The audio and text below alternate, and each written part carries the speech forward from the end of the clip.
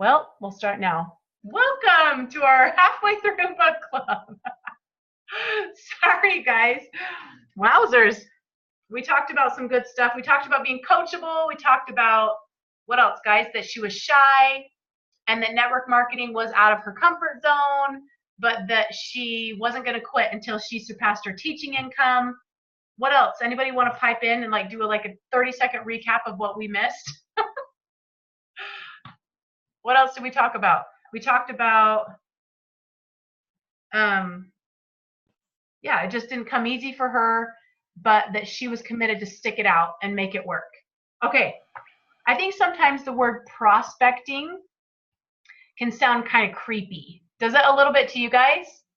Like you're sitting there like gonna I don't know, I just think it sounds kind of creepy, but she explains it, and we use the term looking for gold. We call it digging for gold. Okay, so basically what she talks about is that in this business, you are going to sift through a lot of people, not a little, not a few no's. She says a few times, a lot of people, to find a few people who will join you, right? So we're digging for gold. I love this. She says, keep in mind, it only takes a few power partners to change your life. That's your gold. Remember, you may have to talk to a lot to find those few, much like sifting for gold. If I told you that you had 3 gold bricks in your backyard, would you continue to dig until you found them? Well, yeah, of course, right? Anybody with a brain in their head would keep digging. But how often do we go like this? We're like, I know there's bricks back there, but it's just hard. And I'm just tired. I don't want to dig anymore, right? Who's guilty? I'm totally guilty. Or what if my neighbors think I'm weird that I'm digging in my backyard? That would be weird, right? What will they think of me if they see me digging? They don't know there's gold in my backyard, right? They'll think I'm just crazy, right? We have so many emotional and mental gymnastics that we play here, and that is the draining part. All the mental, idiotic thoughts that we entertain, right? So if you think about it that way, guys, she says, this is the part I love. She says, I'm living proof of this concept of digging for gold. I've been sifting for a long time. I've probably talked to thousands of people since I started my business more than 5 years ago. Thousands. I've had more than 100 people join me as business partners. So 100 people have, only 100, that's kind of crazy. 100 people have joined her as business partners. Of that, she has 30 people still working the business at a moderate pace. Of those, she has 10 top leaders in our pay plan at this time, whatever that means. Of those, about 3 people account for the majority of her income. And she makes over $1 million a year. Did you guys catch that? So she's talked to thousands. 100 have joined her, 30 are working, 10 are top leaders, and 3 she can account for her entire organization. Holy moly. If that's not eye-opening, but yet she gets $1 million or more. She probably makes more than that, but she says a 7-figure. Is it worth sifting? Is it worth digging until you find those 3? Absolutely. To me it is. Like, I'm not going to stop digging until I find my 3 or find more. Who knows? Okay, so I love this part. She said, what happened to the rest? Because that can be a little bit daunting. Like, oh gosh, 100 people and only 3 are really accounting for her top money earners. And she says, as a teacher, I pride myself on education, but I quickly realized you cannot motivate people who are unwilling to do what it takes to succeed. Amen. Have you guys noticed that? I've had so many people that have said, I'm going to do this. It's going to be awesome. I have these feelings that I need to do this. And then they disappear and they never do anything. Or maybe they go silver. Or maybe they join and have 10 people join. And then they're like, I just couldn't get to gold. It was so hard. I took 2 steps forward and 3 steps back. And you're like, I know, it's so hard. And I'm not trying to sound unsympathetic. Please know I'm saying that because we're better than that, guys. We are so much better than that BS mentality of, it just got hard, right? We cannot motivate people that are unwilling to do what it takes to succeed. So what we're looking for is, of course, people that want to do this, but we're looking for people that are willing to do this, right? That are willing to put in the time and willing to create solutions so that they can make this work. And she said, you can't want it for more for them than they want it for themselves. I love this. I can't take credit. This is something I learned from her early on. That's been one of my mantras. I can't take credit for people's success or failure. I am only responsible to get them off to a great start. Guys, at some point, we can't do it for people. We can guide, we can empower, we can give tools, but we can't do it for them, right? Okay. Do you guys have any thoughts on that or questions or anything? Okay, I'll keep going. So she says, can you see that there is power in working through the numbers? Okay, when I was first in Plexus, I came from a network marketing background. I did hard network marketing for 3 years. I totally bought into the vision. I was committed. I was sold out. We chased them around the country to conventions 4 times a year at all these weird places. We had to pay for all of it. It was a huge investment. Okay, but we were so sold out on the idea, on the company, the vision that we had. Our minds were blown open and they could never shrink back. So we were just sold out. But the numbers game was so much harder than it is here with Plexus. We were selling something that was really hard for people to bite. It was $500 that they had to buy into. They had to invest $500 and they had to be a seller. There really wasn't like a customer option that was really helpful to us. But what I learned really quickly in that company is it's a numbers game. And I learned it hardcore, so I feel like it serves me now, because now the numbers game is easier because the odds are so much better and easier. But I remember at one of our conventions, one of our leaders got up there with a big gumball machine. And he's like, what would you do if there was like no. It was a gumball machine, but full of quarters or something. And he's like, if I told you there were 3 2,000 quarters in that thing, like, how would you do it? Would you push the button and wait for one of them to come down? Oh, that's not it. Or would you pour that freaking thing out and start sifting on your hands and knees, pulling the things around? Like, it was such a powerful visual of, it's our choice. It doesn't matter how fast or slow we go. I mean, it sounds a little bit easier to go a little faster, right? It's like a Band-Aid. Like, you can really slowly peel that thing off, or you can just go and just keep going through the numbers, keep sifting, keep sorting until you hit gold, right? So there's power in working through the numbers. Okay. So I love it. She talks about how she went to a convention and there were tons of top earners on the stage from different companies, different backgrounds, different products, different everything. And yet all of them, 80% of their income came from 1 to 3 legs or leaders. So all these top earners could all across the board say, yeah, pretty much my income comes from about 3 people, right? How crazy is that, you guys? We're looking for maybe 3 or 4 ever that catch the vision of this and that are willing to do this, and it changes our financial future forever. So she says, the more people you share with, the better your odds of finding your power partners. That was really eye-opening to me, because if we creep, it's just going to take a lot longer, right? But if we start to go through more numbers, it's going to be more exciting. We're going to find those people faster. Success loves speed. And I'm not saying unhealthy speed where you're just obsessed and that's all you can do. Intentional speed. That is really going to work in your favor. Okay, so she talks about the cure to what ails you in your business is personal activity. You cannot blame your progress or pace on your team. So take personal responsibility for your activity and respect your team's effort and pace, right? So if we want to go faster, guess what we got to do? Do we say, okay, team, let's go faster? Or do we start to drum shiz up faster ourselves, right? That's pretty empowering when we think that we do have control. Because I've learned, if there's anything I've learned in this deal, it's kind of like parenting, that your team starts to reflect what you do. in good or bad. So if you kind of start to get a little, maybe I can miss that or not, guess what? Your team starts to do that times 10 because they'll do maybe like a sliver of what you do, right? So if you start to speed up your efforts, if you start to be more excited and you start to dig in more, they will do that too on a smaller scale. But it's so empowering to know that we truly have control over our businesses. And it's a big lie that we have to depend on other people. Whenever I hear that, I'm like, oh, gag me. No, we don't wait for people. Go drum some shiz up. If you want your business to move, go get busy. You have full control. We have full control over what our businesses look like.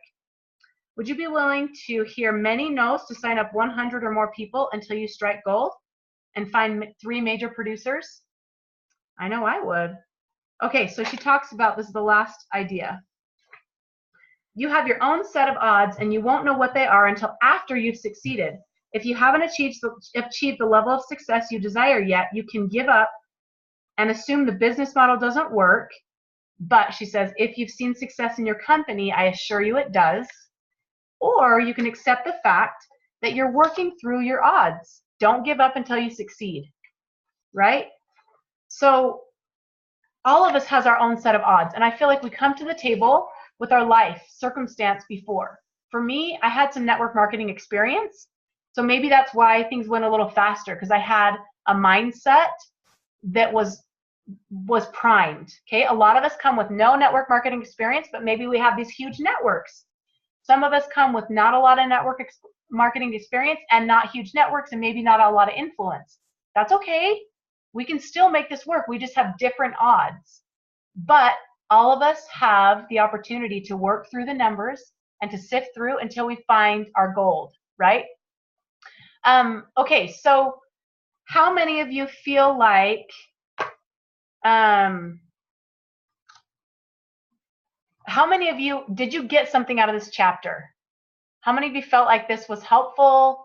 What did you learn? Unmute if you want to tell me something you learned or something that hit you during these chapters. I want to hear. Someone's going to have to talk. I've been talking my head off all day. I want to hear from you. What did you like about this? Like, what was an aha moment? Anyone? I have something. Okay. I really like the failing forward. I always told my kids when they were growing up, if something happens, it was a lesson learned, and you learn, even if something bad happens, something good can come out of it. You've learned something from it. So you either succeed or you learn in every experience. So that's a good lesson to learn. Succeed or learn. That is so awesome. Thank you, Chris. So no problem. That's perfect. And it's so simple. Like, isn't it simple, you guys? Like, that's what one of my biggest takeaways is this is simple. This chick, are you excited? She says she's going to tell us her success system. And look, it's like, not very big, right? That means it's simple and it's repeatable. Anybody else have breakthroughs or things they want to share? Or questions? Okay, I will give you like a 2-minute, let's talk about digging for gold in your current team, just for just a second. So maybe you have a team and you want to dig for gold by going through new prospects, but we do digging for gold in your current prospects. So your current team, did you know there's gold in your current team? There's probably some people that would share. There's probably a couple people that would go gold. Maybe there's someone that would want to go for a jewel status. You might have that right now on your team. Like, how does that make you feel to know that there's at least a handful of people that would share and maybe enroll a couple people right now on your team? So I think sometimes we always look outside and we say, oh, I need to find that rock star. I need to find that gold. And it's like, well, but right now what's on our team, there's gold right there. There's gold in our backyard, as we call it. Like, you could go digging right now in your back office on your team and maybe get a little creative and say, hey, do you have an accountability partner yet? I know this is so much more fun to do with a group.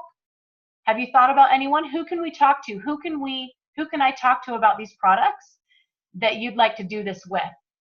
So how many of you have done that yet? Have any of you dug for gold in your backyard yet with people that are actually on your team? I know Kim's kind of the queen of it. At least I feel like you talk about that a lot, and that is like freaking amazing. So on your team right now, I want to do some sort of challenge around this, but we keep having fun things come up that are like stealing the thunder from digging in our backyards. But if you want to drum shiz up, I remember sitting in my basement as a gold and being like, no one wants to do this with me, like opening my messenger to work and there was nothing to work on because no one responded. No one wanted my help.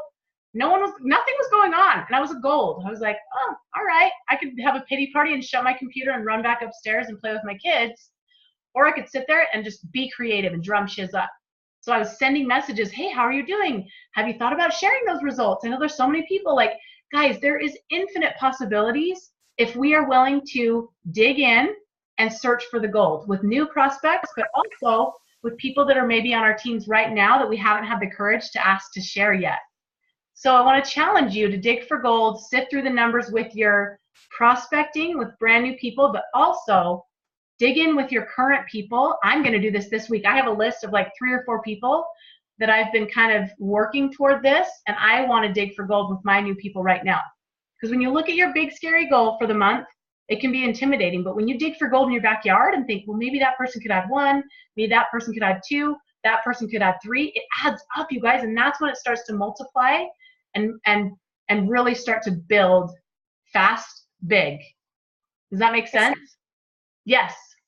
Another thing that I was going to say is a lot of times we'll reach out and ask someone to share like at the beginning or maybe a month or 2 in, and they're like, no, I'm not going to share. Never, ever stop there. It's kind of the same way, like when you expose people to products, they don't even join until they're exposed 7 to 12 times later. It's the same thing with sharing. Some people have to get more courage. Some people have to see more results. Some people are like, oh yeah, I'll share right from the beginning. But I look at like Chris Auckland. She blew me off over and over and over again. And I never gave up because we would talk about, finally, we started talking about our results and she was having good results. And when it finally made sense to her, she shared. And this woman is a great influence and it really helped my business. So I think sometimes we ask people to share and then we're like, oh, they said no, never going to ask again. Well, give it a month. And then you're going to follow up with them anyways. That's really what we should be doing. This is a business of relationships. So we should be following up. How are you doing? How are you sleeping? How's your energy levels? Oh, you're doing better? Well, let's share that because so many of your friends are suffering. So many of your friends are addicted to Diet Coke like you were. And you know what? It might be an aha moment for them right then, or it still might be, nope, not comfortable with it. And that's okay. Just keep, it's kind of like we're planting seeds for people to start the products. We're planting seeds so that we can start digging for gold in our back office too. Ooh, that's such a good point. You're so good at that too, Kim. It's like cultivating this like long-term, you're unconditional with these people. Like she's saying, you're doing the right thing and following up. So at some point, they're going to need a little nudge, maybe not a push. They're going to need a little, you know what? This is going to help so many people in your influence. Like, let's do this. I'm going to write it up. Tell me what you think. We're going to do this. Like, not in a pushy, weird way, but when you come off from a loving place and an unconditional place, you really are helping people, right? We are helping. If this was candles, you guys, hell no, I would not be doing this. And I wouldn't be encouraging you to nudge people to share candles. But what we have is life-changing. And so we can stand firm and be confident that we are truly helping people change their lives. And by encouraging them to share, they get to be that person that shows up for their people. And that is so fulfilling. So as we have that confidence in that posture of we know what we're doing, we know that it's going to serve and help so many people, and we just get to urge people one baby step at a time, we will totally make this happen. Not to mention what getting good at that craft of helping people share like Kim's talking about is what's going to create your dreams coming true. It's as simple as that. Mastering that influence that you have with people is what's going to make or break your family's dreams coming true.